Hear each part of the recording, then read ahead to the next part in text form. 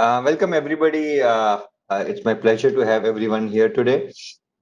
And before I start, I just wanted to tell that whenever anybody has any question, please write in your chat box. Make sure you write during the session. I know if it comes very late at the end of the session, we may not be able to take it up. And we will try to answer all your questions either during our discussion or after the discussion. And in case we can't answer, we can take it offline. But make sure you write your questions on the chat box as soon as it comes to you. With this, let's start the session. Once again, thank you everyone. We have done two sessions in this line before, but both the times we have spoken about cryptocurrency. We decided to move our attention away from cryptocurrency and focus on blockchain. Blockchain is touted as one of the few technologies which can change the face of the world or which can impact as much as internet has impacted us. It's supposed to, it has so much potential, along with other technologies like IoT and AI and, other ones. If you really look at blockchain, what exactly is a blockchain? It's a distributed database which is transparent, secure, and immutable, which means that any transactions which has been done on that particular blockchain really cannot it's very, very difficult to change the transaction at a later date, and hence it gives a permanent record of the transaction which has done. Now, distributed database has been there for a long time. It's been there for many years. So in fact, this technology has been there for many years, but putting in this particular way has been something which has taken up the world by storm in that sense. Today, what we will do is we will look at use cases in several industries, and we will see where the potential is and how what kind of issues can it come with the potential, whether it is a smart contract, whether it is use in financial industry. In fact, we have Navin from Ripple, and we are very thankful, Navin, for you to join us today. And we would like to hear him talk about how the blockchain can be used in financial industry, amongst many industries, where it can be used. And incidentally, some of the things which we have been seeing, use cases we have been seeing, some of the clients coming up. The topmost is financial industry. That's where I think the use is immediate. But in addition to that, we have seen use in social sector. We have seen use in judicial sector or respect of how to resolve disputes or reduce disputes. We have also seen in supply chain industry, where I think there is a great potential for blockchain, and many cases, many other sectors where some uses are obvious, whether it's land registry, clearing, settlement provisions, etc. With this, I would want to go to Navin. Since he is with us, I want to take maximum benefit of Navin. Navin, Ripple is doing very exciting things in remittance space. Can you give some examples, or your thoughts on use cases on remittance case? True, absolutely. So first of all, thank you very much, Vaibhav, for inviting me. Right. So I just want to pick up one thing before I talk about remittance and the use case. So the easiest way to think about it, the reason blockchain is very successful or will be very successful in the financial service industry, because of a simple thing called as reconciliation, right? You may laugh at it to say, hey, Navin, what are you talking about? But if you look at huge amount of financial industry today exists because we are reconciling one thing from another. So let's assume you have a simple accounting platform called as Tally. You're trying to reconcile Tally with the actual money that you have in your bank books, right? When the auditors come in, they spend number of days trying to match both of them together. You're trying to match your books with the outstandings in your buyers and suppliers, right? So wherever there will be this reconciliation problem, is like Vaibhav said, where there is no single source of truth, blockchain enables that, right? So that's the reason this technology is powerful. And as you think about a lot of use cases, as you think about in your own industry, in your own companies, adoption, then you have to look at what is the problem that this technology can solve, because the technology itself will not do anything. And let's assume one of your fundamental problem is reconciliation. And it's a massive problem. When I say massive, is either collectively or within your own company, then this is something where blockchain can make a big difference, right? So now, Vaibhav, really to answer your question, because as some of you may already know, Ripple. So we are one of the largest blockchain companies in the world, which is in production. We have about 350 financial institutions who use our technology every day. And what does that technology does for you? Very, very simple, right? We are just focused on one thing. So today, Vaibhav is able to send an email to Navin very, very easily. All he knows is navin@ripple.com, and then the email comes to me, right? But the same thing doesn't happen with money. With money, there is a huge amount of friction, particularly Vaibhav sitting in New York and Navin being in Mumbai. There is a huge amount of friction. A lot of you may not know that, but there is about $1.6 trillion that gets spent when money is moving cross-border. So there is about $27 trillion that moves, and $1.6 trillion is just taken up or gobbled up in fee. World Bank says it's about 7%. So if you were to send me 200 US dollars, then 14 US dollars will be taken away just as fee, FX, and all the friction that essentially exists. And why does it happen? Because today the plumbing of the international remittance was built 60 years ago, which is the pre-internet era. So if you take anomaly from the internet era, if you remember when we used to write letters to each other, so Vaibhav needs to send a letter to Navin, he will put a postage stamp, there'll be 6 or 7 times higher than if he was to send a letter within the United States. The letter will go, maybe it'll reach me in 6 to 7 days. A lot of time it'll get lost. He will not get a confirmation receipt, and he doesn't know what happened, right? And it was highly inefficient method. And then came email. Now Weber can send me a million emails a day. All of them will reach almost 100% guarantee. The cost will almost be zero, right? So the amount of data on the internet or through the email has gone up, but the cost has come down to the fraction of pennies, right? And what we believe that's what we want to do for money as well, whereby we want money to move the way information moves today, right? And the way we are doing it is very, very simple. So think of it as a WhatsApp. So what we have done is we have taken 2 institutions, let's say a client of ours, Rack Bank in the UAE or TransferGo in the UK, which is connected to a bank here in India. So like WhatsApp, Vaibhav and Navin are connected via WhatsApp with each other, and we can send messages to each other. Similarly, we connect 2 banks through Ripple's blockchain technology, which are connected to each other. So the first thing that happens is when Vaibhav wants to send money to Navin, he will put in Navin's information to say Navin Gupta and my account number, and that message will go back to the bank here in India, which will essentially say, hey, you know what?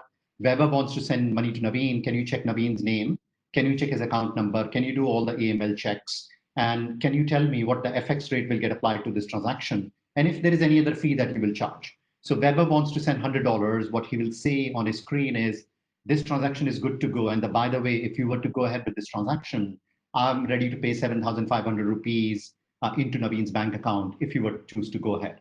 So there's a lot of pre-verification and full transparency that is provided to Vaibhav even before he goes ahead with this transaction. He presses enter, there is a debit to his account, and there is a corresponding credit to Navin's account. Game over in about 30 to 60 seconds, everybody goes home.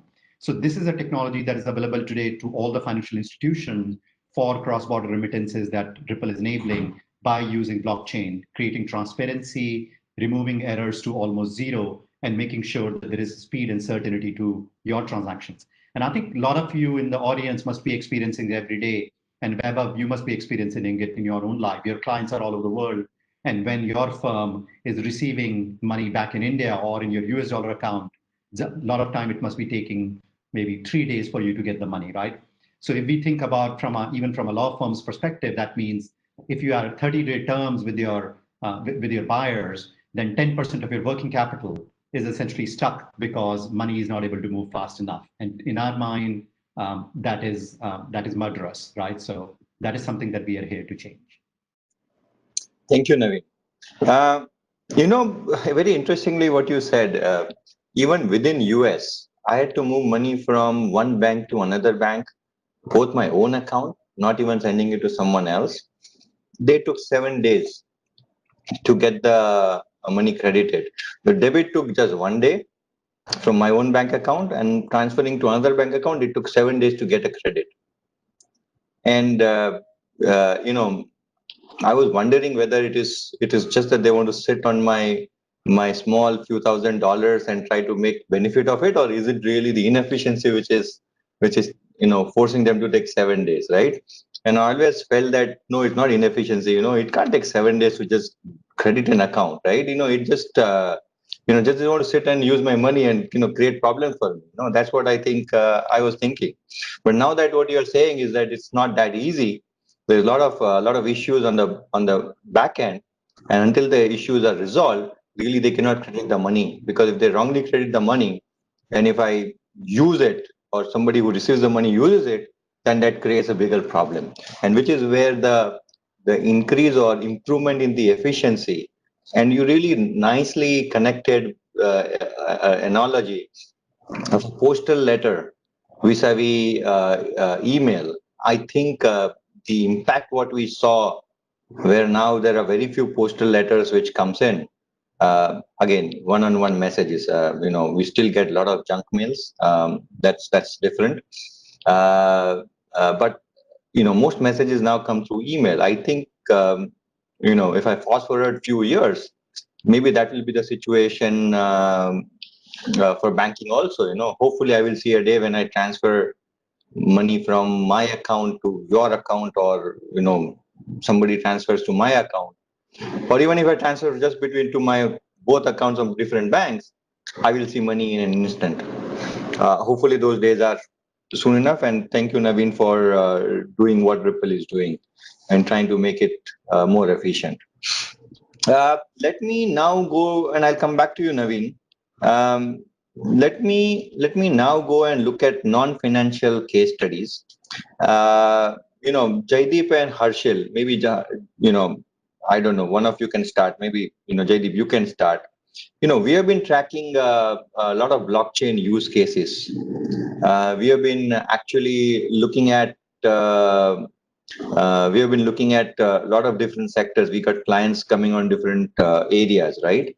And every time when we see a blockchain, what we see is that they are trying to create a trust mechanism where trust does not exist. And in that situation, a lot of interesting applications come up. So why don't you, Jaideep, why don't you start and say a little bit on some of the use cases what we have seen on non-financial sectors? Sure, sure. Thanks, Vaibhav. Thanks, Navin, and thanks everyone for joining. So, like Vaibhav said, I will start discussing some of the use cases. But before that, I just wanted to draw a broader line as to, of course, we've all heard the blockchain hype for the last 4 or 5 years.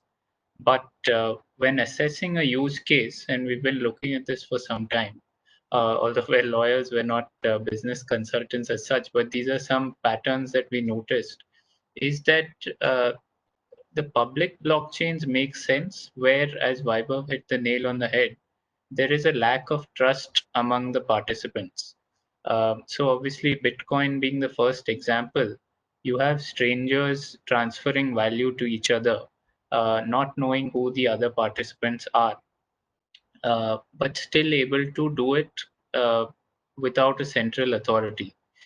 And that premise kind of underlies a lot of at least public blockchain use cases, where I'd like to point out four features that somebody can consider when assessing whether a blockchain may make sense or not for a use case.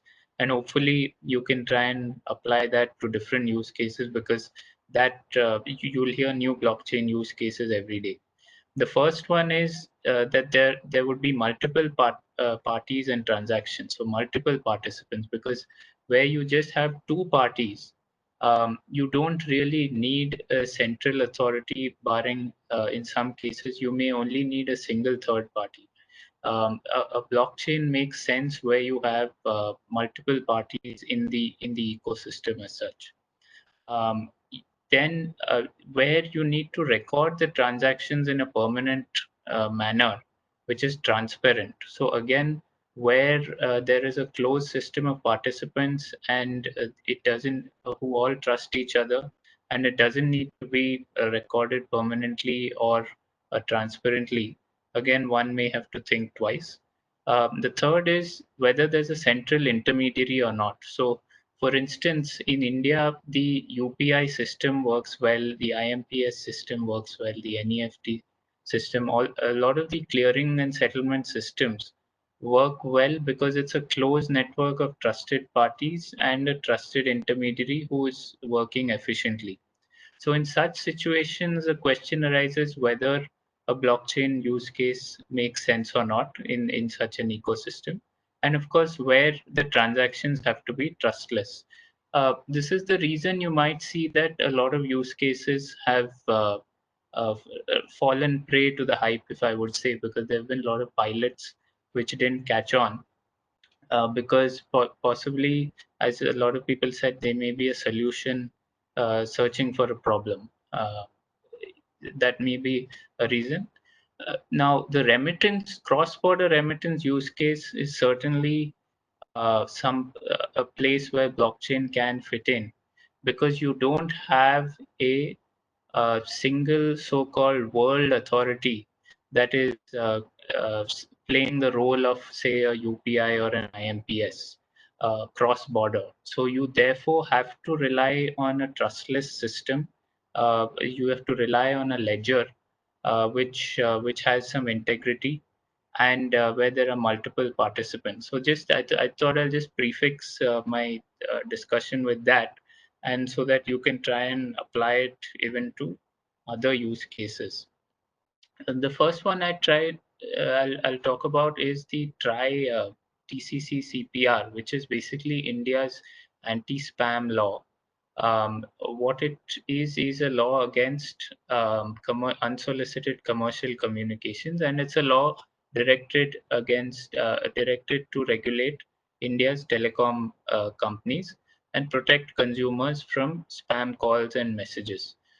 Interestingly, the TRI actually went ahead in 2018 and made it mandatory for the telecom companies to use a distributed ledger.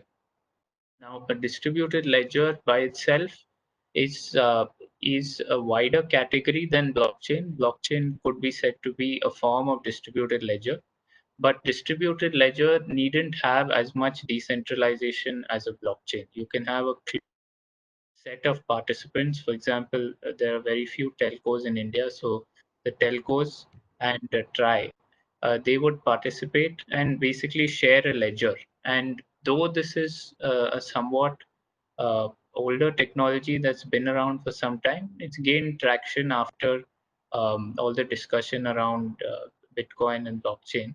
And so, therefore, it by in and of itself, it's not necessarily a bad thing. But how it works is that because a regulator has put this mandate to use it, that may be an interesting use case to see whether the technology catches on.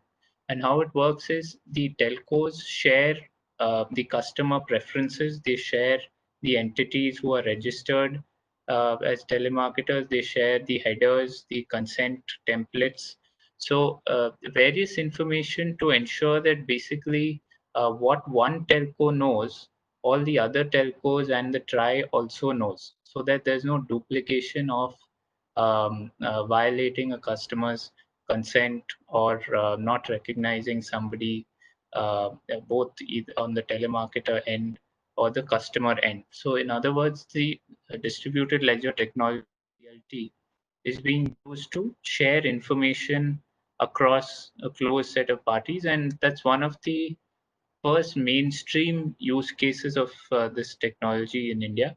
Having said that, it's still in the early stages of being rolled out because possibly of how much of a game changer it is. At least as far as we understand, the telcos are still in the process of rolling this out because the regulations were issued in 2018, and it's we understand it's been taking some time for the system to come in place.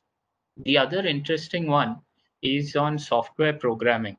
So personally, in my mind, besides cross-border remittance, this is one of the main use cases that has immediate potential to be a game changer, and in fact is live in real world applications. So how it would work is normally you have programmers programming on um, systems which are centralized or which are local. So I write a script on my computer and I can run it on my computer, or I can run it on my server and other people access the server and get benefit of that. How a distributed program works is that it runs across the network. So you could, for instance, just to take a simple example, you may be used to something like a Google Drive or a Dropbox, where you have a single entity providing that file storage solution. Now, in case you have that entity losing access to its servers or a loss of trust in that entity, then there is an issue because of the single point of failure concept. On the other hand, in a blockchain application, you distribute the trust. So the entire network runs the computer program. So you don't have a single point of failure. The other point that I would mention that is a larger point as well is that with decentralization, at least in the public blockchain form, there are compromises as to efficiency. Again, to take the example of UPI or IMPS, you have instant and zero fee basically transactions. On the other hand, you take a large functioning public blockchain like Bitcoin, and you see relatively higher fees and slower transaction times. So that is a trade-off that a operator needs to factor in as to efficiency versus decentralization. I know, of course, a player like Ripple is trying to achieve both, and it may well be possible in certain use cases. But that's just something that people need to bear in mind. Another interesting application in India is the West Bengal government had announced a birth certificate program on the blockchain, where they would try and store and record birth certificates on the blockchain. This is an interesting use case because it's public, so almost any public sector application needs to be transparent and verifiable. So that's one of the key assets of a blockchain. And that's an interesting use case because then rather than having to rely only on a single government department which may have errors or other inefficiencies, you're giving the larger public access to this. I'll wind up soon, but just one more interesting example is the idea of share certificates and share trading. So Delaware in the US was one state to try and put share certificates on the and try and put the corporate law ecosystem on the blockchain. What it found was because of the high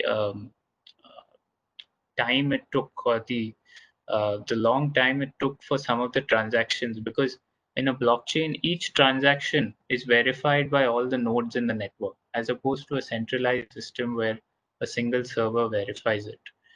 They ran into some implementation problems on that, so now they're trying to find some workarounds. For example, off-chain solutions where some transactions are off the blockchain and not all transactions are on the blockchain. But generally speaking, many public sector applications, because of the need for transparency and decentralization, which is essential in a democratic setup, many public sector use cases may have potential. With that, I'll just hand it over to Harshil. I know I've gone on for some time, but Harshil can speak about the other use cases. Thank you, Jaideep, and thanks everyone for joining.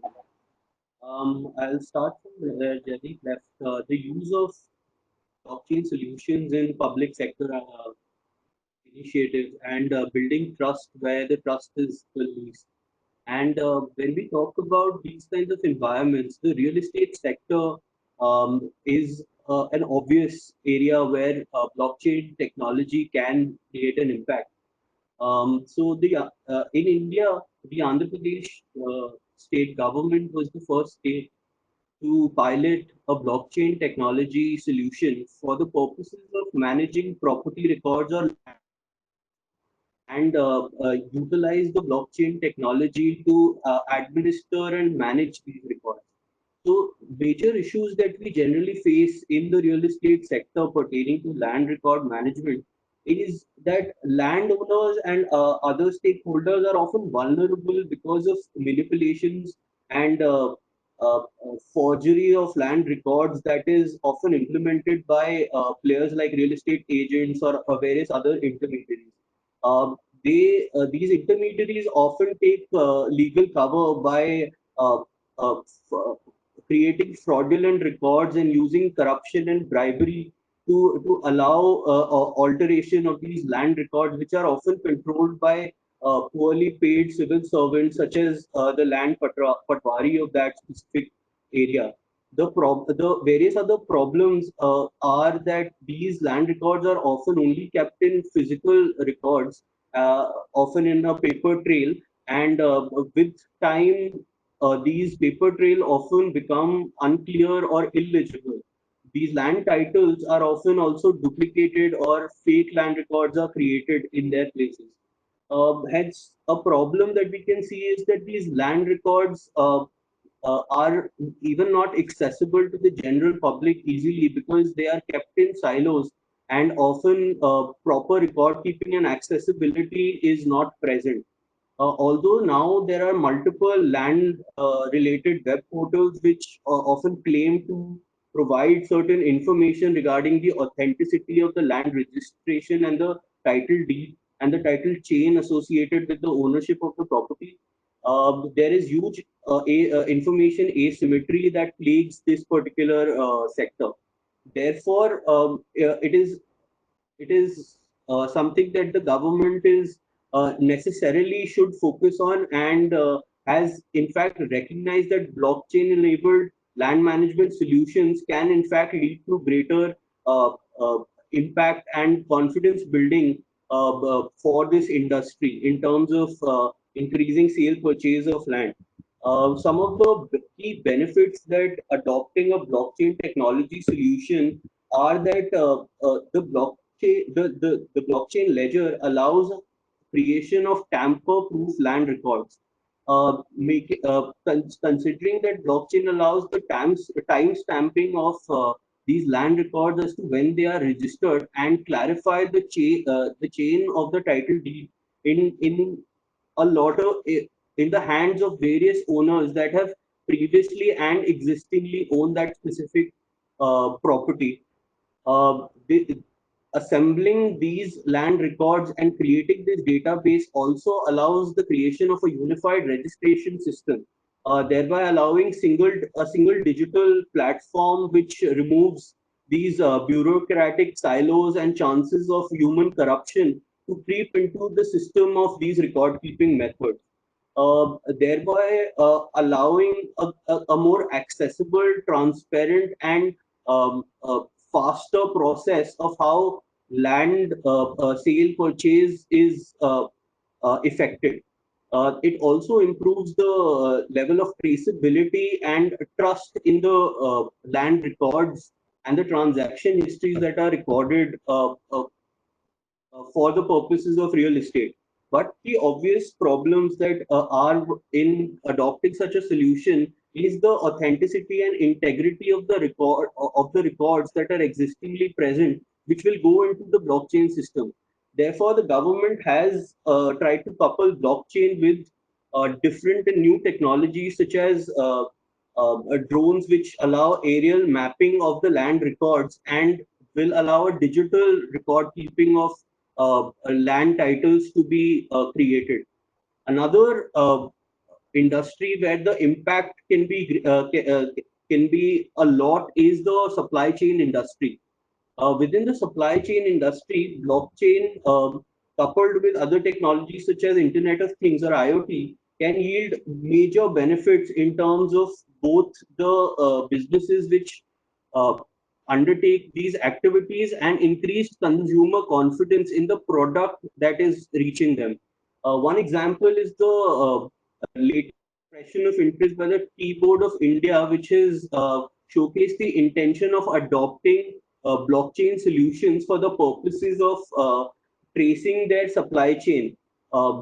This was because the quality of tea, as we know now, is in a continuous decline due to the excessive level of adulteration practices that are adopted, thereby making it difficult for anyone to distinguish between good quality tea leaves versus bad quality tea leaves. Um, uh, Keeping this in mind, the Tea Board of India, along with support from various plantation owners and manufacturers, have tried to adopt this blockchain technology, which will keep a record of details pertaining to where the product is being procured from, where it is being processed, and how the last mile delivery of this end product is. This allows greater stake of the consumer in terms of understanding where their product is coming from, and also allows businesses to vouch for the quality that they're guaranteeing. So this solution is something that can also be duplicated in various other areas pertaining to agriculture or other product markets as well. Not taking full time, I would like to pass it over to Webunar. Thank you. Thank you, Harshil. I think you made a very interesting point, right? Both in land records, but more importantly in the agriculture space, supply chain space. I think apart from financial and software and some of the other ones, the supply chain space, there is a great potential for blockchain. Just to add to what Harshil mentioned, take a situation of organic farming, right? Often we all want organic material. We want to make sure that there are no fertilizers or harmful chemicals used in what we are eating. The question is, how do we know, right? We simply go by label and buy saying it organic and hope that it is really organic, right? There are some third-party certifications, but then certifications, how much you can rely on the certifications. Also, not everybody can afford to go and get the certification. So does it mean that what they are saying is not correct? So how do you create a trust in a situation where there is no controlling party? I think that is critical. In land record, for example, there is a controlling party, but we don't have trust. But in a lot of situations, supply chain situation, the organic farming example which I'm giving, there is no controlling party. And how do you create a trust? And this is where blockchain really helps, because you can now create a trust, right? With blockchain, when blockchain is covering right from the farming, the land which is used at the time of sowing seeds, and the way methods they are going to use for farming actually gets on the blockchain, which then goes all the way till the consumer, and the consumer can see how everything has happened and get confidence that yes, this is organic, right? So this is a great use. Now just use the same principle even in climate change, right? We all want not to use fossil fuel, right? We want to make sure the pollution is less. We want to make sure that the earth is not getting warmer, and climate change is a big thing. Now this is where blockchain can also become very useful, because the same principle, right? In climate change there is no controlling authority, right? But you want to know, as a consumer, you want to know how this electricity has been generated, right? We often get very happy when we use, let's say, solar or electricity car, right? And we feel, okay, I'm using electric cars, so I'm doing something for the environment. But we don't know how the electricity is being generated. We don't know how the solar panels are being manufactured. Really, is it carbon neutral? Is it something which actually saves the environment or does not? We have no idea. There was a wonderful documentary, is still on Planet of Humans, right? If I remember correctly, which which actually goes and shows that the clean energy which you think was clean was not actually clean. Now, blockchain actually can help it here because it can actually go all the way to the source of the energy till the consumer and tell you how this energy was generated, how it was transmitted, which will give a lot more confidence when somebody talks about clean energy. So this is where the use cases really can easily be brought in and really implemented. So I really see a strong hope in usage of blockchain. Now, with moving on, whenever there is any new technology, there is always new legal challenges, and we would like to take this up and have Jaideep. Maybe you can spend few minutes talk about the legal challenges, what regulatory challenges, what you see in blockchain industry. So I'd like to probably divide this discussion into the cryptocurrency related aspects of blockchain technology and the non-cryptocurrency related, or as much as those can be divided. I won't take time on the cryptocurrency aspects because we've done 2 separate webinars on that and have written extensively on that. That comes with its own bucket of regulatory issues to be analyzed.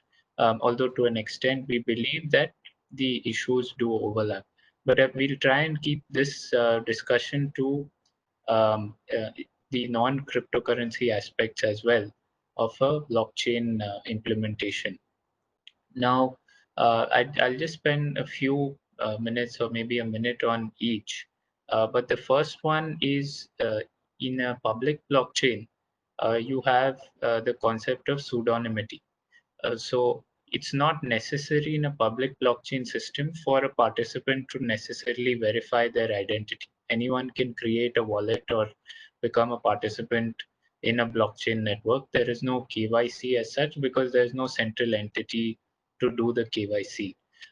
That being the case, when there are transactions that need to be investigated or looked into or even reversed, and we'll come to that in a bit. The question is, how does an authority trace out the relevant person? There are now techniques emerging on trying to find the identity of a node, which can be done in most blockchains with sophisticated techniques, except certain blockchains which are designed to circumvent these techniques. But having said that, it requires significant law enforcement sophistication, know-how, and resources. Um, so that is one challenge that will have to be factored in. The second is in a blockchain system which is public, there is the question of how it ties in with privacy law requirements, because again, it's not in the control of any single entity. There might be personally identifiable information being shared. An argument could be made that if a person is voluntarily sharing information on a public space, then the privacy law requirements don't apply. But that's something that will have to be assessed according to each country's privacy law. And as with all issues with blockchain and the internet, it's a cross-jurisdictional issue. So the answers are usually not clean. On that note, you also have this unique concept that the blockchain enables called decentralized autonomous organizations. So these are now generally we are used to the concept of business vehicles like companies or LLPs or partnerships, which are incorporated or established or operate in a particular jurisdiction. A company incorporated in India is an Indian entity. Now, this decentralized autonomous organization concept is that there is a business entity, but it is not in a particular jurisdiction. It basically exists online. It exists on the internet. It operates using the blockchain nodes. So It can have income, it can make expenditures, it can carry out a variety of transactions, whatever can be done online. And then the question is, which regulator has jurisdiction? Because with sophisticated techniques, one can even possibly sit outside all jurisdictions and be difficult to enforce. Of course, the general principles of law will apply, that where it can be traced to a resident or citizen of that state, then the liability falls on those persons. But that is a concept which possibly the current legal system is not fully equipped to deal with, and I'm sure the jurisprudence will evolve on that. The other thing is blockchains are immutable, as we all know, and as Vaibhav said. So in traditional transactions, you have the concept of chargebacks. So whether say you somebody uses your credit card fraudulently or by mistake, you have recourse to a bank or credit card provider to reverse that transaction. And that has sometimes been misused, and that's a different discussion. That's one of the main reasons why Bitcoin was conceptualized. But still, you have it is somewhat consumer friendly, may not be merchant friendly, because the consumer can go to a card provider bank and they will front credit the amount back. On the other hand, if you lose your tokens, or organization loses their tokens, or a transaction was entered mistakenly, it becomes a part of the public record. And then it becomes upon a regulator or court authority to issue directions to that entity to reverse it if possible. So that to implement and not very straightforward, but that's one of the inherent features of the ledger has control over it. The other thing is, of course, the jurisdictional issue, which I touched upon. It's a global system, usually. So multiple regulators have an interest, and how are they each going to interplay as to who has how much jurisdiction? Of course, that's an issue with the internet as well. And we had in fact suggested that whether countries should consider a treaty on cryptocurrency and blockchain to come to some common standards on how they would look at this technology. On the issue of smart contracts and automated transactions, but the question is how it interplays with a contract law of different countries. So the concept of formation, the concept of remedies, breach, injunctions, how are they going to be enforced in a blockchain setting, which is permanent and immutable and irreversible, is a question that has to be looked at in each country's contract law. So that's just a bird's eye view, and I'll hand it back to Vaibhav.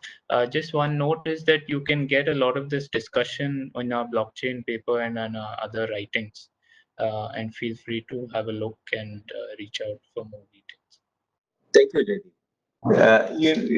A lot of this technology kind of turns some of the basic principles head on, right? For example, we have a situation where if you enter a contract and you did not really agree to a contract, you didn't believe that this is the contract you are being signed, and you can void a contract, right? There are certain situations where, for example, the consent was not taken, or not cleanly taken, or something like that happens, you can void a contract, or they are void contract. But if you do a contract which is like a smart contract, and you realize that's not, it was illegally, it was a void contract, and it should not have been, implemented or enforced. But if it's a smart contract, you really don't have an ability to stop that contract from executing, right? Now, that does it mean that really speaking it goes and I can't enforce my principles of contract?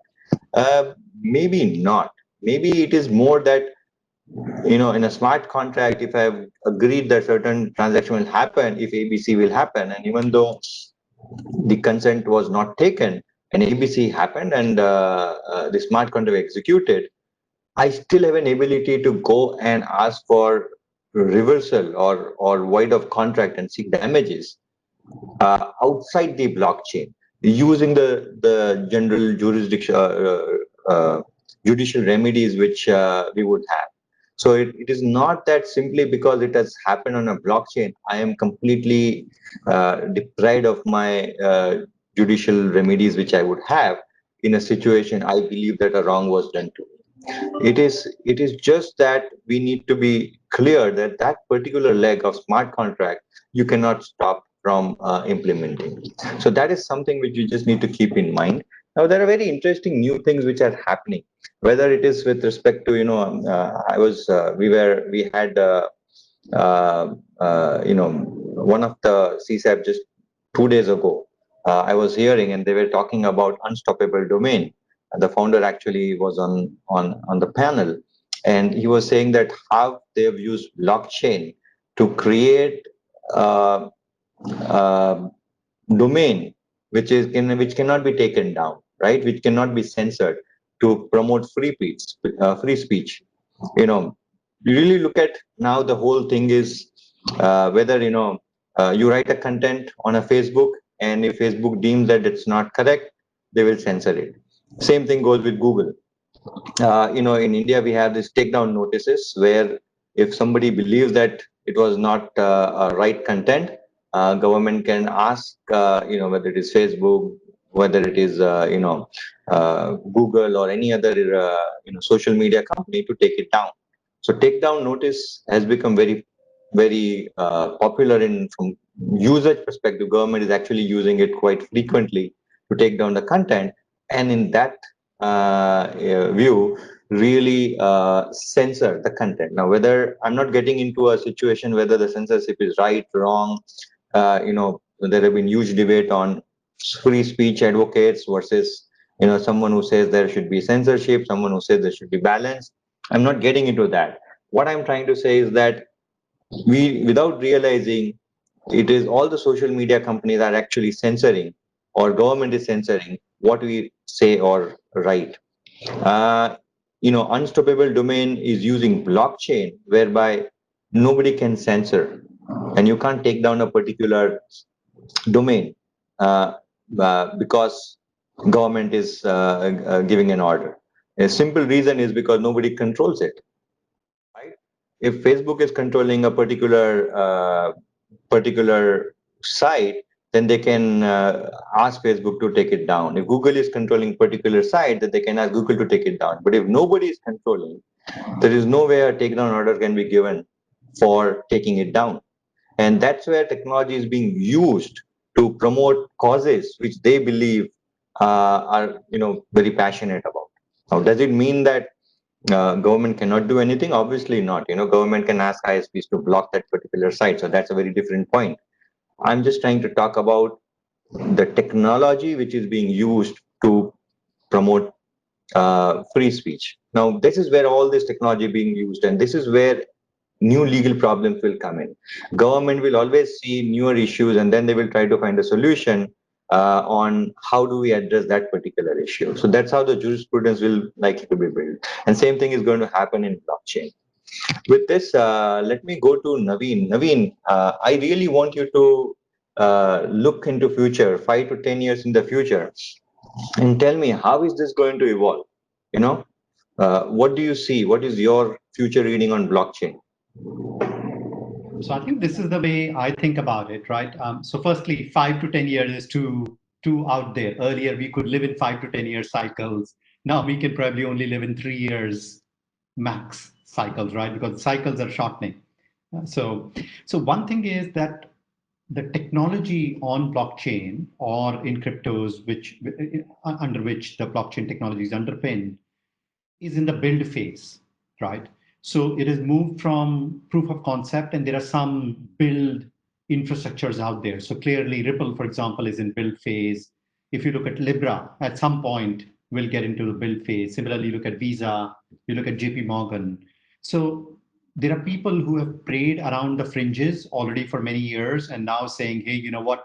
We have figured it out, what needs to get done, and then they're building it from there on.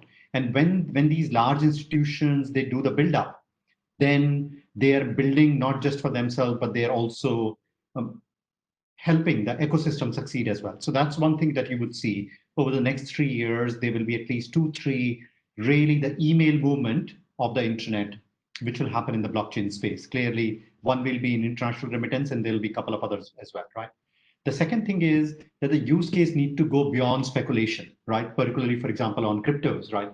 So today, most of the trading that happens in exchanges is purely for speculation. People expect they're going to increase or decrease in value, and they decide to take a punt on it. But unless there is a real utility to the 3,000 coins or currencies or digital assets that are out there, I personally feel that a lot of these will get wiped out. Then the third thing that I want to say is on two fronts. So one I want to say is about micropayments. So, and I've talked about this example a lot of times. Say, Weber wants to read the Wall Street Journal, but today the only choice that he has is to subscribe to the Wall Street Journal for the whole month, right? But he says, hey, you know what? I only want to read that one legal article that is useful for me, right? I want to look at how Victoria's Secret and what kind of contract was written, so that they are able to sort out the legal wrangling between the buyer and how Victoria's Secret got sold, right? For example, right? And for reading that contract, even Wall Street Journal wants to give Webup the options to pay 10 cents and read that contract. But there is no payment system in the world which can efficiently take 10 cents from Webber's pocket and put it in Wall Street Journal pocket. Wall Street loses because they're losing hundreds of millions of users like Webup who want to just read one article or a few articles. Webup loses because he's not able to get access to the content. And even if somebody provides that content free to him, they're selling his privacy somewhere to monetize his coming onto the website and for the provision of the free content. So we feel micropayment, sub 10 cent, sub 5 cent, 1 cent payment is something that will see a very big use case over the next 3 years. And the third one that we really are bullish about is gaming. My son is 14 years old. He plays Fortnite, and he plays Fortnite with 100 teams around the world from different countries, right? He's got friends in Brazil, he's got friends in Israel, he's got friends in Japan, and he forms teams and plays with it. And he wins a lot of virtual goods. And those virtual goods, he wants to, at some point, sell them, convert them to an ice cream or watch a movie on Netflix by converting those virtual goods. And there is a big demand. There are a lot of people who want those virtual goods. And there will be an efficient market that will get created through which these virtual goods can be monetized. So again, a lot of buildup will happen, but these 3 areas I can particularly see there will be multiple companies that will scale up, which will impact the life of 56 people on this call. Thank you, Navin. You know, interestingly, when you talk about future, somebody gave me this example, and I'm just repeating. And this also deals with the question which has come up. Question which has come up is: are there any blockchain use cases in the area of transport, traffic, mobility? And maybe I will ask Harshil or Jaideep to add if there are any cases right now. But when I read that question, what came to my mind, when you look at future using micropayments, what you talked about, somebody said, look, today I'm going and catching a flight, right? I want to catch a flight. I'm getting late, right? There's a lot of stake and there's a lot of traffic. What can I do, right? Tomorrow with blockchain and micropayments, right? And IoT, my car can talk to you, the car which is ahead of me, and say, hey, if you allow me space to go ahead, I really want to go and catch a flight. If you allow me, I'll pay you small micro payment, right? 5 cents, 10 cents. The car ahead says, look, I'm not in a hurry. If I'm getting 10 cents, why not? But the problem is, if the car ahead of me gives me kind of a space, it won't help me reach the airport because there are a lot of cars ahead of me, right? So one car giving me space will not make any difference. So I will then start negotiating with all the cars ahead of me, and I will get into a smart contract which says if all cars or 80% of the cars or 70% of the car, depending on what is the speed required or how critical it is for me to go, if they give me space, we will transfer money to those cars who have agreed, right? And micropayments can be transferred, right? And all the cars agree, they move on the side, giving him space, he goes ahead, he's able to catch a flight, he doesn't mind paying. The other cars who really didn't have any problem of allowing one car to go ahead now suddenly get some additional money, right? Now again, micro payments may not make a difference, but if you total up many such transaction, it may make a difference, right? So what what kind of usage can come, really speaking, is how you can, how you can imagine it to be used. The key aspect, as Jaideep mentioned, right?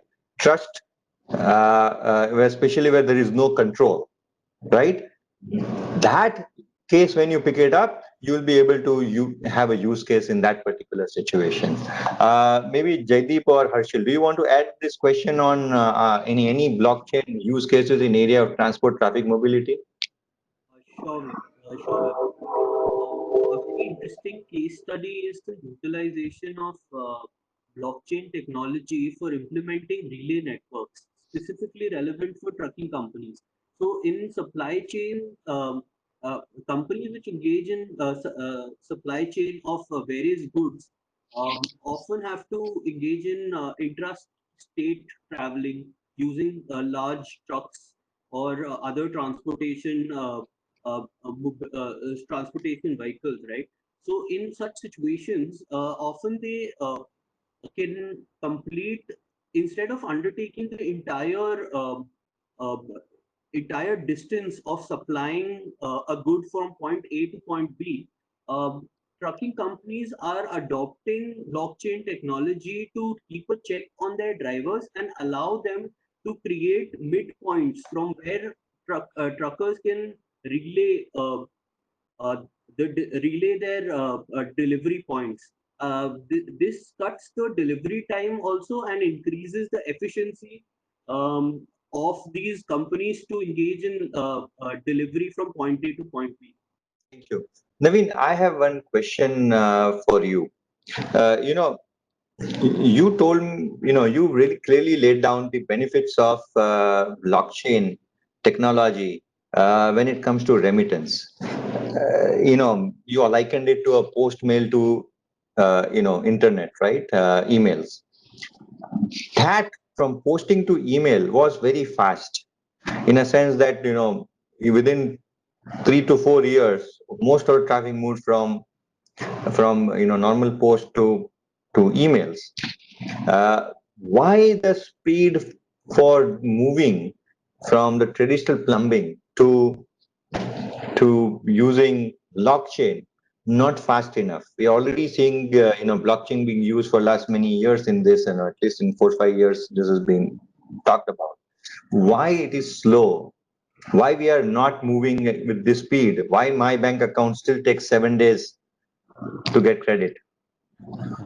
So I think a few things there, right? So one thing definitely is, even if you look at internet as a technology, it is a technology from the 70s, but it's only in the late 90s or early 2000 you got the email movement, you got the WhatsApp movement, you got the Facebooks and the Googles of the world who then took the technology to the next level, right? And like you rightly said, blockchain is a sum of multiple technologies put together, and it's only now that companies are getting into the build-up phase. And I think, like you rightly said, in about three to 5 years, you will see the aha movement for that blockchain to happen, and then there is no looking back because you've essentially transferred from one to another. The second thing is that I would say this industry is highly regulated, right? Unlike internet, internet was kind of regulated, maybe the media side of it, but it was still like under the radar. Lots of things happen, like streaming of music. Nobody really understood it. There wasn't very strict governance around it, right? So if you think of countries, right, there are only two things that control, right? So what defines a country? Militarily, right? So I will defend my borders and making sure that Vaibhav can't enter or Navin can't exit or whatever the case may be. And then the second thing is the money that I print, right? Hence, there is a huge amount of fear. There is a huge amount of inertia that we need to overcome. And a lot of time, to be honest, vested interest as well, right? There is so much money to be made constantly in dipping in that 7% that there is a huge inertia to essentially reduce it significantly, like it happened over the internet, right? So you may remember, I don't know, like I was growing up in India, so even 20 years ago or 30 years ago, post office used to be the most powerful institution, right? So the whole village or the town was built around the post office. It will always be in the central part of the town. I mean, postman, when he would come, he will know every home. I mean, there was so much of institutionalism around post office, and now we don't even think about it, right? So like you rightly said, when the change happens, then there will be a lot of institutions who have not kept pace with time and they will simply vanish, and you won't even think about it. They'll just fade away from your memory. Yeah, no, you're right. There've been movies and songs on postmen and post offices. So just gone now. Most young people will not even remember them. But the other thing what you mentioned is right, and that's why I think governments are very worried about Libra and the other cryptocurrencies which are coming in, because that affects their ability, which they believe to control. But this is how the technology moves, and as I said, government actually will come and things will evolve, and government will have trouble trying to regulate. Just like they had trouble trying to regulate a lot of things when internet came, same thing will happen. So it's an interesting thing to watch and look for future. I'm very excited to see how future pans out, and especially when the technologies like blockchain and AI and IoT, when they merge together and they create what I call nothing short of magic in the applications. I'm really looking forward to see it. With this, thank you everyone.